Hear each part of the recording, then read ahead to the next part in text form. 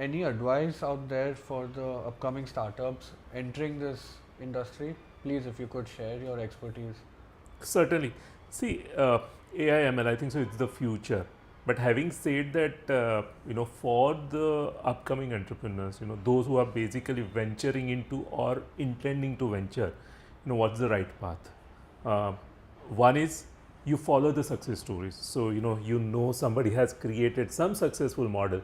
Just follow that, replicate and create a model. But there is no differentiator. So, think from investor's perspective or think yourself as an investor. If you are developing something, you yourself as an investor, whether you put in your money or not. If you are replicating something which is already there in market, my suggestion is don't go for that. Unless until you have identified something unique or you are on a journey to create something unique and which is basically a sustainable model, then you please do it. Don't replicate something which is already there. Don't do a FOMO.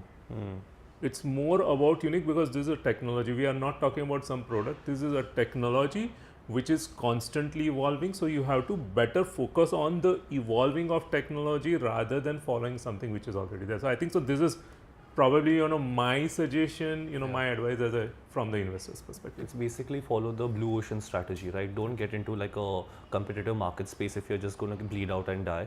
But Absolutely. sir, like looking like a slightly different lens to it, what if a company wants to jump into the water, build upon an existing sort of a stack and then pivot? That's their aim, and they come to you that, sir, Abhi, I know that this company is following a certain trajectory which 10 other startups are following, but we also have a level 2 plan where once we achieve that sort of scale, we're going to pivot into this space. When someone comes to you like that, what do you say?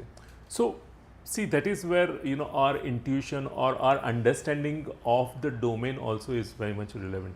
If you believe that this market is going to get stagnated and you need to pivot, and he has a clear plan for that, and he knows how it is going to happen, yes, it makes sense to invest into that. But generally it does not happen that way.